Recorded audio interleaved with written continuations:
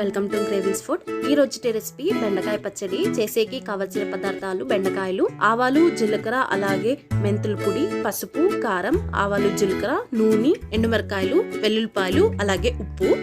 చేసే విధానం: ముందుగా స్టవ్ మీద ఒక కడాయి పెట్టుకొని నూనె వేసుకోవాలి. నూనె వేడైన తర్వాత కట్ చేసుకున్న బెండకాయలని వేసుకొని ఫ్రై చేసుకోవాలి. బెండకాయలు ఫ్రై అయిన తర్వాత తీసి పక్కన పెట్టుకోవాలి. దీనిలో 3 టేబుల్ స్పూన్ల కారం, 2 టీ స్పూన్ల ఉప్పు, అలాగే 1 టీ స్పూన్ పసుపు, 2 టీ స్పూన్ ఆవాలు, జీలకర్ర, మెంతుల పొడి వేసుకోవాలి. పోపు కోసం అదే కడాయిలో నూనె వేడైన తర్వాత ఆవాలు, జీలకర్ర, వెల్లుల్లిపాయలు, ఎండుమిరకాయలు, అలాగే కరివేపాకు వేసుకోవాలి.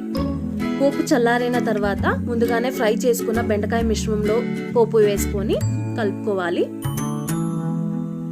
అంతే, బెండకాయ పచ్చడి ready. Thank you for watching.